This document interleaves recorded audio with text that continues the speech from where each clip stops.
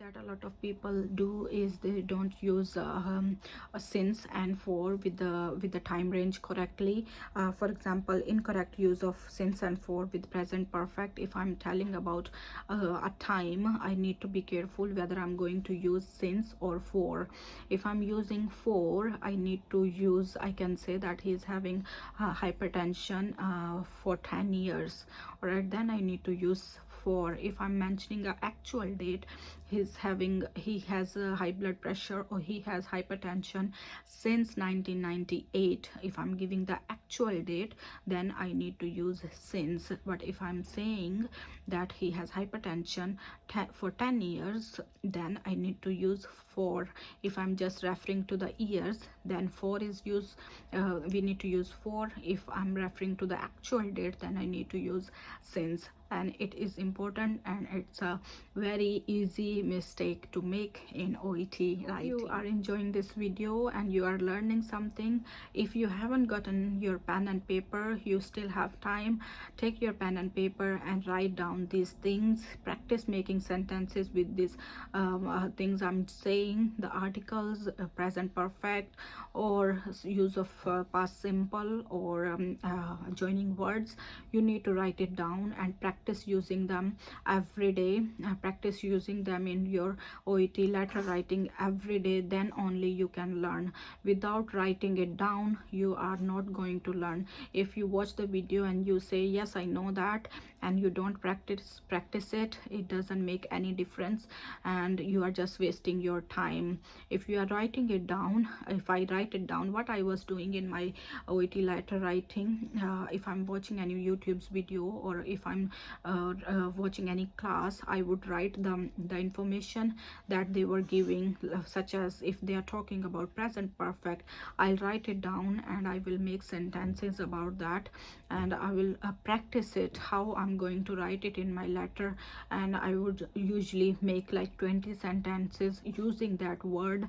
And also there is a form on the website, on the Google. You can check grammar corrector. You can post your, if you wrote 10 sentences, you wrote it on a computer or on your phone, you can just copy and paste in that form, and they can, on the online form, Google grammar corrector, you can post it there, copy and paste it there, and you can see what are your mistakes, where you made the mistake, and they will also give you the correction. So Google is everything, to be honest, and you can learn anything from it. All right, so what I was doing, I was writing my sentences, copying and pasting them on Google to see if I was making any grammar mistakes. You can do that too. Let's start the video again. Another mistake that a lot of people make is passive voice. In passive voice, past participle not used. For example, if I say he will be discharged today, what is the mistake? If I'm using be, then I need to use ed. He will be discharged today. All right, so with the passive voice, we need to use past participle. It's very important. And even in speaking, a lot of people, they make this mistake. They just say he will be discharged today, or I will be going today. I will be going today is fine. Or if we are using be in the letter writing, the more formal way or correct way, if I'm using be, it should be with ed. All right, so he will be discharged today. Mistake that people make is they use a preposition in a wrong way. They use the wrong preposition. For example, someone says, right, he had a pain on his left side. Okay, why it's wrong? Because on the side, he's saying he had pain on his left side. All right, on is the problem. We need to use he had a pain in his left side. Use in when referring to a rash, scar, or lesion on, for example, on the skin. If it's on the skin, then on the skin. Everything else is in the body. All right, side is in the body, left side, so we need to use in the body. All right, or in the left side, not on the left side. So that's a mistake again. Also,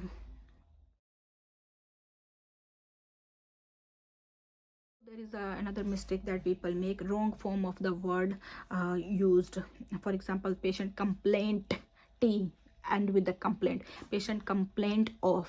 No, so in this form we need to use patient complained ed, complained of. All right, complaint is a noun, and for example a complaint, but complained is the past sentence of the verb complain. All right, so if I'm writing that patient complained of complained about something, or patient having pain and he's telling me that he's having pain, then I need to write patient complained of.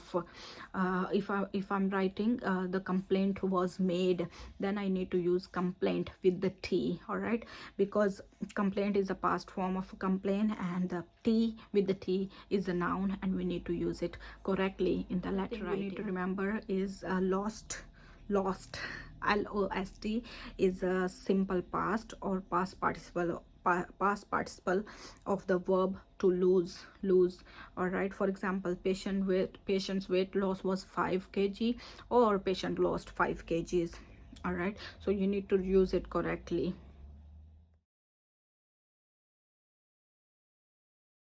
A lot of people, they use the independent clause wrongly, and we need to write it correctly in our letter. If I say that patient presented with her mother, and her mother was concerned about the patient, is it right? No, it's wrong, because I'm using two independent clauses. I need to say the patient presented with her mother who was concerned about her situation, or who was concerned about her symptoms. So we don't need to use two independent clauses in one sentences. If I'm using her in once, if I should use her once in the sentence. If I'm saying the example I gave you earlier, patient presented with her mother who was concerned about her symptoms. All right, so if I'm using her once, in the second time I still want to talk about her, I need to use who, because it will give you advanced level of your English. I mean, if you are using these words, if you are joining these words, if you are referring back to these words, and you're using the independent clauses correctly, you can get a B in OET writing easily. People, they use the dependent clause wrongly also. Dependent clause means it depends on something. For example, if I say although she was in pain, what does that mean? It's not a complete sentence. I need to complete it, because although is a dependent on something. So we need to say although she was in pain, she managed to complete her tasks, or she managed to do her she manages to do her day-to-day chores, you can say like that. So dependent clauses or independent clauses, we need to know how to use them correctly. So if it's independent, well and good, I've told you about that already. If it's dependent clause although, then we need to make use of it in a full sentences. If I'm saying although she's suffering from fever, she doesn't have something like that. I mean, you just need to make it a complete sentence. You are not just saying although she's in pain. It's a wrong sentence, it's incomplete sentence. We are going to talk about these spellings and punctuations. You can use either US or Australian spellings throughout. If you are using a US format of the spellings, always throughout your letter you should use the US spellings. If you are using the Australian spelling, then make sure you use the Australian spellings throughout, or British, then you should use the British spellings throughout your letter. Okay, and also there is a mistake that a lot of people with the spellings they make. If they write swear, they don't write e at the end, and I used to make that mistake also. A lot of people, they don't write capital letters with the nouns, with the proper nouns. For example, names of the people, places, official names, like work hours, health departments, pharmacy guide, and You don't need to write the capital letters with the diseases or medical conditions. Use capital letters with the trade name of the medication, for example Panadol, but not with the generic name as paracetamol. So if you are writing the trade name, then you need to use the capital letter Panadol. That's the trade name, but the generic name is paracetamol. We all know that, so you don't need to use the capital letter with the generic name. And unnecessary use of capital letters, it's also a mistake. A lot of people, they make this mistake. Don't use capital letters with medical conditions, body parts, or investigations, but use capital letters with abbreviations. For example, if I say LFT or RFT, liver function test, renal function test, then because I'm using the abbreviations, I need to use capital letters. But if I'm using the body parts, like liver function, liver, or a patient has a problem in his liver or in his kidneys, then I don't need to use the capital letters. Then also the next thing I have here is, a lot of people, they make this mistake. No comma after an introductory clause means on examination. If I say on examination, she was presenting diarrhea or something, so on examination, then there should be a comma, or 2 weeks later, a comma. All right, so if you are writing any introductory clause, you need to write a comma. Yeah, so this is important. Introductory clauses are important, and we need to know how to use them, and we always need to make a comma, and we need to put a comma after giving an introductory clause. There is also a difference. A lot of people, they make this mistake, advise and advise. All right, so advise with the S is a verb. Rest was advised is a verb. Okay, and advice with the C is uncountable noun. The customer was given some advice regarding this. So please, please, please make sure you know how to use advise and advice. All right, with the S, how to use it, and makes a lot of sentences with these words, because it's very simple, it's very common, to use it wrongly. All right, the next thing we are going to talk about in general, what kind of people, what kind of mistakes people make in OET writing.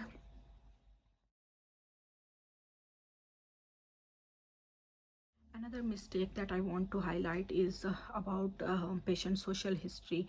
We should not write the social history of the patient in the body of the letter.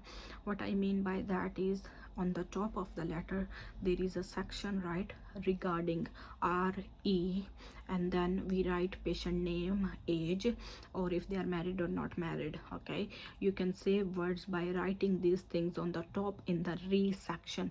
Do not include those information in the body of the letter unless it is necessary.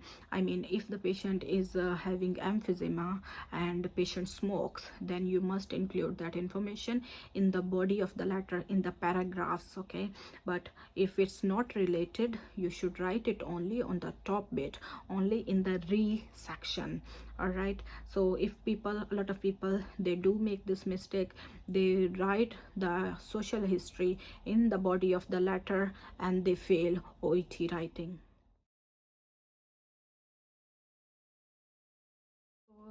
Next thing I want to say is about the abbreviations.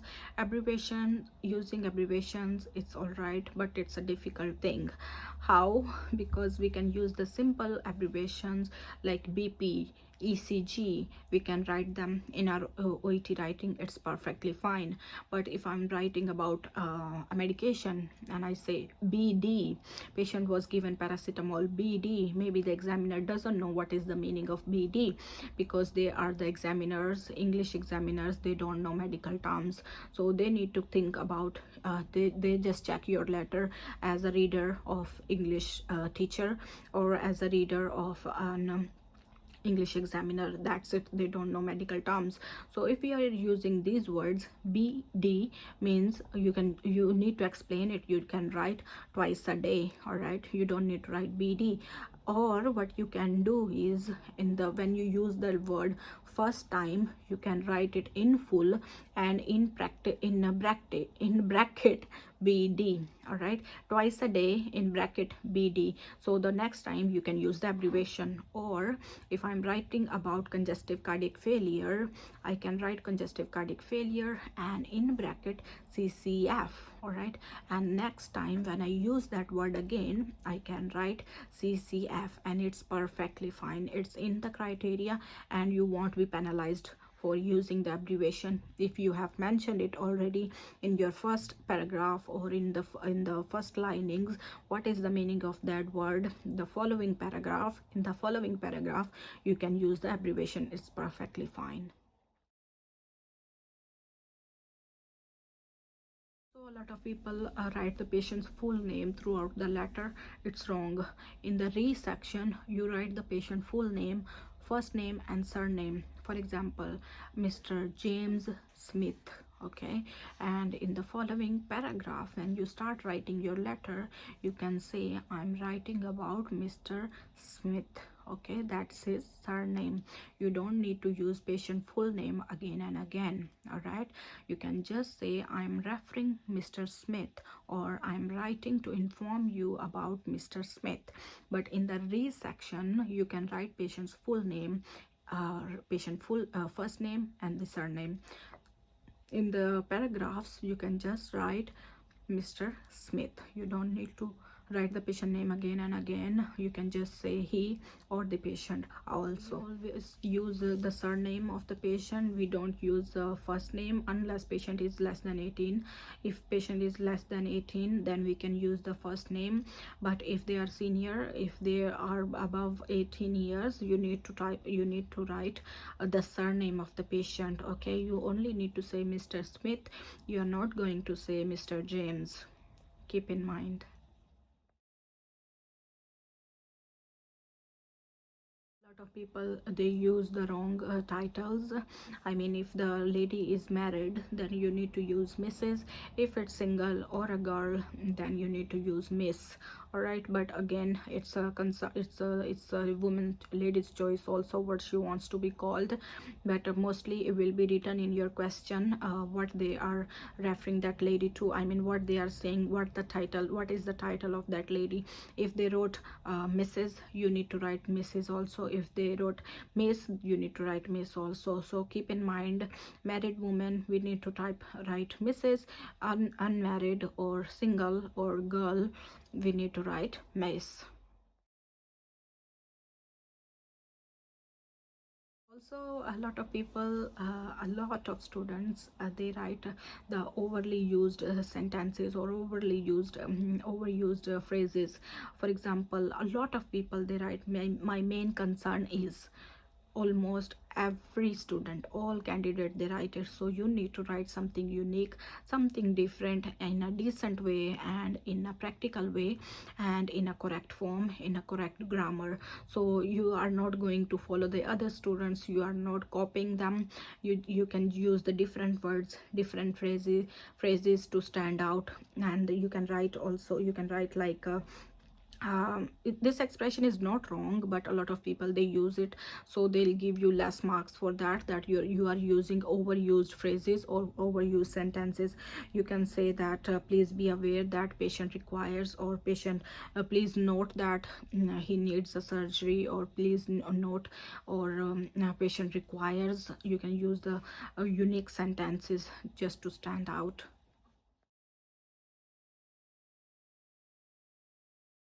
There is also a problem with our students that we use same words from the task. We just copy and paste the words from the task, from the question paper. It's not wrong, but we are there to show our vocabulary to the examiner. We are there to prove ourselves. We are there to show the examiner that I have a broad vocabulary range and I can use the different words, I can use the synonyms.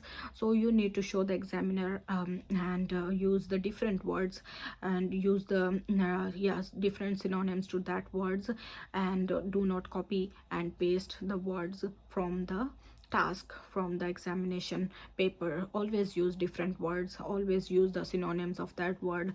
If you can't remember it's fine to write it once in, and if you're not sure about the synonym that you are using and you are not 100% that it's correct, it's all right to use, it's all right to copy and paste from the task. But if you know the synonyms, if you know the similar word, if you have the wide range of vocabulary of that same, that same applies to that word, and then you can use your vocabulary. If you don't, if you cannot think about anything, or if you cannot think about a similar word of that word, it's fine to copy and paste, but it's not always perfect. All right, you don't need to make mistake. If you're not sure about the word that you are going to use, just take the word from the task, it's all right. Also, a lot of people, they forget to write the they forget to write the date. So the date of the examination or the date of the last consultation is very important. You need to write the date on your letter. Don't forget it. Never ever forget to write the date on your letter. All right. So people like me, they use words differently. I'm just giving an example. I can write patient is having difficult sleeping. Patient is complaining of difficult sleeping. It's wrong. It's wrong. You need to report. You need to write it like patient reported difficulty sleeping. All right, not difficult sleeping. So you need to write it in a correct, you need to write it in a correct way. Patient reported difficulty sleeping, not difficult sleeping. Also, the next thing I have here is incorrect use of ago. Ago is used to indicate the recent finished past. For example, if today is Monday, 2 days ago I went fishing. This means I went fishing on Saturday. If today is 1st May, the patient presented on 1st of February and reported a headache 2 days ago. This means she had headache on 29th of April. Use previously or earlier instead of ago. So it's better to use previously or earlier instead of ago. Always use it correctly, because it's difficult when you are writing a letter. Sometimes you can forget how to use these words. So 2 days ago I went fishing. Ago is used to indicate the recent finished past. Okay, so always use ago correctly, guys. So what do you think about this video? What did we learn today? We learned about the article use a and the, or how to use the since for spelling, punctuations, nouns, pronouns, where we need to use the capital letters, how to use the spellings, and how to use them correctly. Also, what are the common mistakes that a lot of people make in OET writing? Why do they fail OET writing? These are the common mistakes. And if you like this video, please let me know in the comment section. I hope you learned something from today's video. I'm sorry I was talking too slow. I know, because my baby is sleeping and I didn't want to wake him up. And as you all know, I don't get time nowadays, so it's quite difficult for me to make videos, but I'm trying my best to make videos whenever I have some time. So my baby was sleeping, I thought, okay, let me do something, and then I started making this video. I know I was very slow, I was talking slow, but just to keep my baby asleep. All right, and I hope you enjoyed this video and you learned something from it. If you did, please let me know in the comment section. Was there anything new that you learned from this video, and what you want to see in my upcoming video? If you know somebody who's preparing for OET or IELTS, you can share this video with them also, so you can learn, so they can learn as well. I hope you learned something from it, guys. I'll see you soon in the next video. Till then, take care. Bye bye. God bless.